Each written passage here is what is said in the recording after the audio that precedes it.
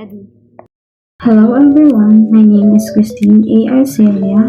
Today I will be sharing about the Bloom's Digital Taxonomy. This topic is very useful because it helps us to understand how people learn, how teachers can guide students, and how technology fits into our learning today. Before we talk about the digital part, let's start with the basics. First, what does taxonomy means? The word taxonomy comes from the Greek word taxis. It simply means arrangement or putting things in order, and nomos means science. So together, taxonomy means the science of organizing or arranging things. We usually hear this word in science, but Bloom's use it to organize learning levels. It helps us to understand how thinking becomes deeper and more complex over time.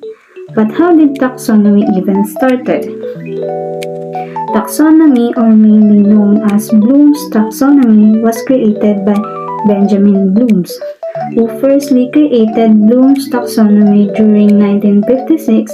Is an American educational psychologist.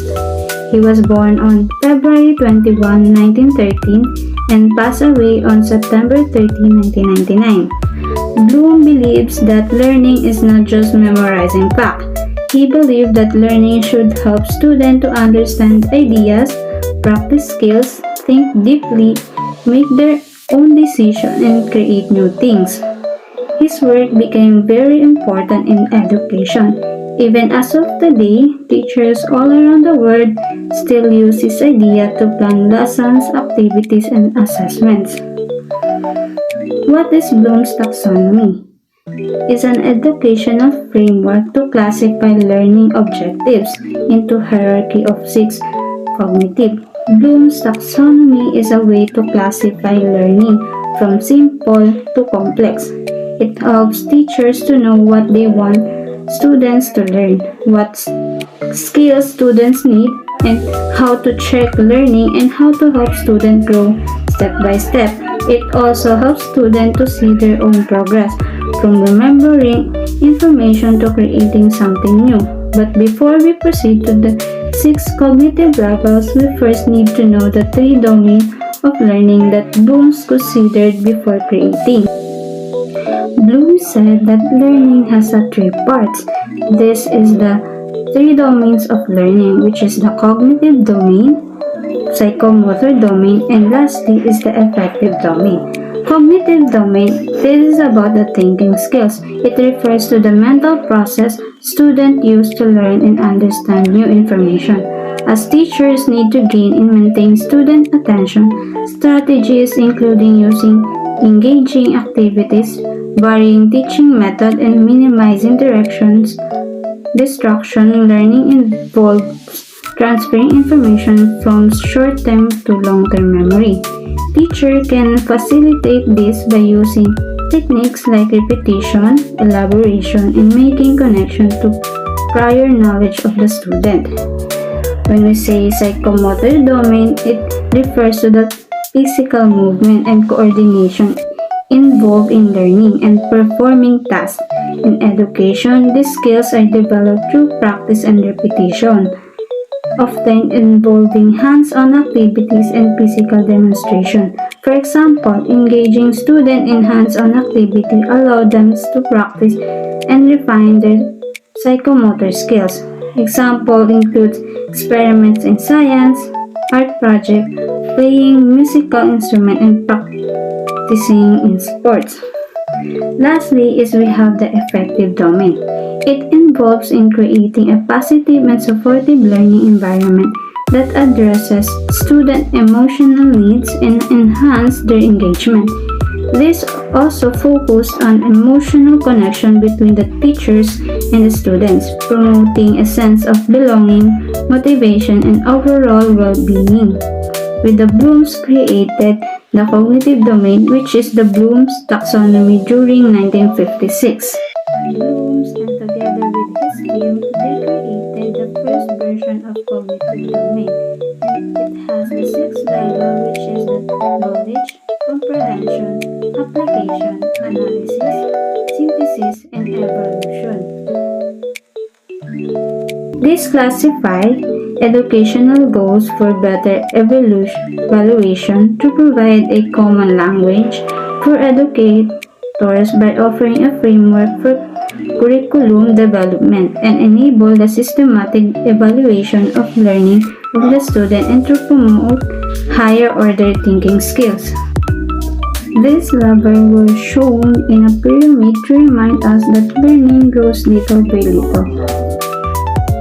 But because of this, during 2001, two of the students of Benjamin Bloom's has actually revised the first edition as this education keep on growing.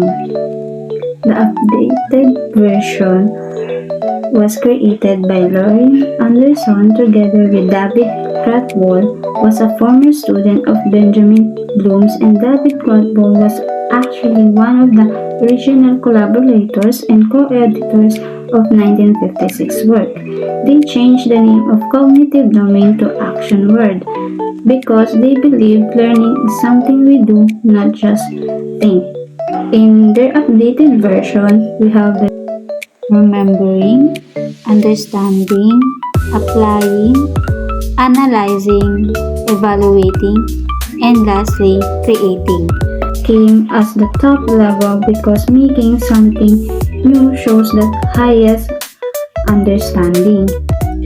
Bloom's digital taxonomy. Today, students use many digital tools, phone, computers, app, and website. Because of this, learning now also involves searching, editing, communicating online, researching, sharing, and creating digital content online. So Bloom's taxonomy was adapted to connect thinking skills with technology. This is why we now have Bloom's digital taxonomy, as it helps teachers to choose the right digital tools for each learning levels of the student. And with that, we have the sixth level of Bloom's digital taxonomy. Below is long but simple explanation of each level. First, we have the remembering. This is the recall of facts like fundamental concept or the retrieval of material. It also recalls of the previous learned information, meaning this is the first step and easiest levels for conducting a good learning as it is about recalling or recognizing basic fact and information. In this, we can use some apps like Google Docs, Evernote, and Pocket, as it would allow students to save, organize, and annotate online resources for later review to facilitate the collection and organize of information within the digital text. With these tools, it will help students to collect, search, list, or save information. As this level, students may look up answers online, repeat facts, label pictures, memorize vocabulary, and watch short video. Next, we have the understanding. It is the comprehending the meaning, translation, interpolation, and interpretation of instruction and problem. Mean, understanding, explaining ideas in your own words. It shows that you know what something means. In this, we can use some apps like WordPress, Blogger, Twitter, or X right now that we have new. These tools allow students to express their understanding through posts, explanation, or simple websites.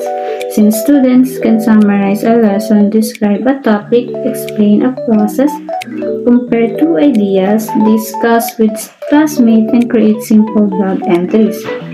By understanding in a deeper than remembering because you now connect facts to meaning. Third is applying. This is breaking the concept into parts and understanding how each part is related to one another.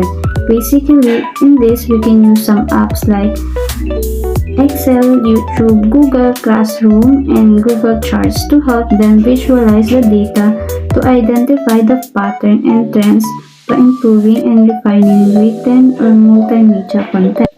Students might solve Math problems using formula make a video showing a process. Use apps to demonstrate learning and join class activities online. Next, we have the analyzing, the process of drawing connection between ideas, concept, or determining how each component relates to an overall structure or work. Analyzing also means breaking the information into pieces and understanding relationships. In this, we can use some apps like Snoops, MindMeister, and Google Forms for connecting related resources and ideas to build deeper understanding. With this, students can group information, compare and contrast some ideas by classifying details and collecting data and study the result. Next, evaluating. Evaluating, making judgment based on a set of guidelines and the value of ideas or materials. Meaning, evaluating means making decision or judgment using the standards or criteria. We can use some app like Kahoot, Quizzes, Google Classroom, and Sakokite for assessing student performance based on established criteria that we will be providing. Student can check if something is correct, and evaluation can help the student build their strong critical thinking skills. Lastly is we have the creating. It builds the structure or pattern from a diverse element, put parts together to form a whole with emphasis on creating a new meaning or structure. And this is the highest level in cognitive domain, which means putting together to make something original or new. With this, we can use some social media platform that we can be used for sharing information like YouTube, WordPress, and Blogger. Since students can make their own videos, design posters, write stories, or even create digital arts, which also publishing blogs to develop mini projects. Creating is the final stage because it shows full understanding, imagination, and skills the student can showcase.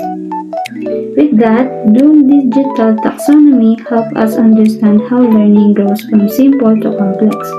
It also teaches us that technology can support learning when used correctly, by remembering, understanding, applying, analyzing, evaluating, and creating. So with that, students can develop stronger thinking skills and use the digital tools in a meaningful ways. Thank you for listening, and I hope you learned something helpful about Bloom's digital taxonomy.